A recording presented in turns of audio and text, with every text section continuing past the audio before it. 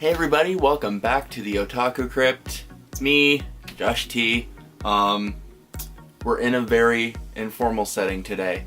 We're just kind of chilling here in my room, which has become the new studio. But it is May, the month of May. Or, as I have called it since my younger years of true anime fandom, it's Anime.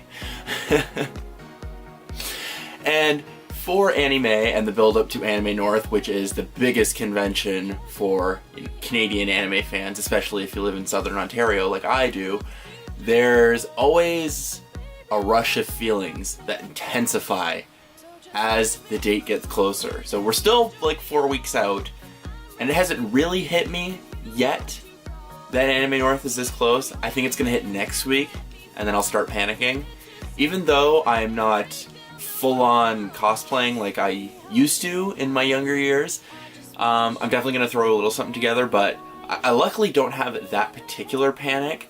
However, I still have the panic of the fact that I'm the person who organizes the room and gets people together, although this year I think I've got a good handle on it. But since it is the month of anime and I was just feeling talking about it, I decided that over the course of the month, I'm gonna do a bunch of these informal, more vloggy type videos. And I think the best place to start is at the start. This is the Heroic Origins vlog for the Otaku Crypt. Basically, I just kind of wanted to talk about where I started as an anime fan. And the simple answer is, I've always been one. You know, they basically say, like, you don't really have any memories until a certain age, usually around, like, between 3 and 5. My first memory is an episode of Gundam Wing. No joke. The earliest memories I can conjure, a particular episode of Gundam Wing and my interview day for kindergarten. That is the truth. That is how deep I am in terms of being an anime fan. But yes, my very first exposure to anime was a particular episode of Gundam Wing. One that I often wondered was like me making up a memory based on just things I knew about the show. But no, I remembered the actual episode perfectly. When it came up later when I got the DVDs, that was incredibly validating and also a little scary to know that my memory is that good. But Gundam Wing was on when I was, 5 and 6, and it was a show that wasn't on a ton. It was on YTV usually at random late night blocks, usually special occasions. New Year's was always a big one. Christmas and New Year's they would play episodes of Gundam Wing, and for obvious reasons, like that was a kids channel that was still kind of figuring itself out. But that was where I started, and it has influenced my tastes throughout being an anime fan. But after that, of course, Sailor Moon. Sailor Moon used to be on in the mornings before I would go to kindergarten. I don't know how they do it where you guys are, but kindergarten here was a half-day affair at the time, and you were either a morning or an afternoon person. I was an afternoon person, and so Sailor Moon would air around 10:30, right before we'd get ready to leave for school, and that was always a joy. It was, flashy and magical. It was Sailor Moon. Come on. If you're watching this and you're an anime fan, you probably don't hate on Sailor Moon. Basically, after my younger years and those kind of shows, because at this point I didn't even know that this was a genre, probably couldn't even comprehend it, I was too young. Anime wasn't on the television that I was getting, but I always remembered Gundam Wing. And it wasn't until my early teens, preteens maybe, 12, 13, it started seeping back into my head, and I always wondered what happened to it, and I wanted to see it again. And it was around that time that I started seeking these things out, and I was given a nice helping hand in the fact that YTV was a very anime-filled network at the time.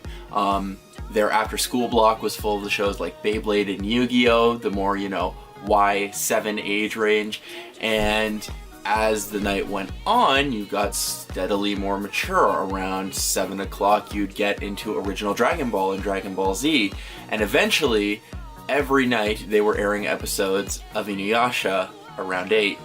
And so this is where I was really able to dive in, and it was around this point that I actually understood where these shows were coming from. The fact that they were all from Japan, the fact that they kind of collectively had a name of their style, anime, and I really started jumping in right before I got into high school. And in fact, I even attended my first Anime North before even going to high school. It was in my 8th grade year that I had previously seen bits of Anime North on YTV, and they would, do coverage there, and you would see the people in costume, and it was the fact that there was this whole celebration of something that I was getting into. And that had been the year before, and so when the next year rolled around, I was determined to go. So in my 8th grade year, I went on just the Sunday of Anime North. My mom took me, and she was always a great sport about that, but my first Anime North was culture shock. It definitely was. It was me understanding that anime was so much bigger than what I had been exposed to through my limited little window. It was my first exposure to cosplay. Probably the first one that I will always remember is I saw a fantastic Alucard cosplay who had done really well articulated guns, and I didn't see him at first. I turned and saw a gun in my face. So mild heart attack, then I processed, and it was cool. It was awesome. But yes, it was definitely that first Anime North that was an incredibly eye-opening experience, and it led into my first year of high school, where I decided to throw caution to the wind in any misconceptions I had that liking this stuff was not cool, or it was nerdy, or, something that you had to hide. Threw that to the wind, and I joined my high school's anime club, and it became my entire high school experience.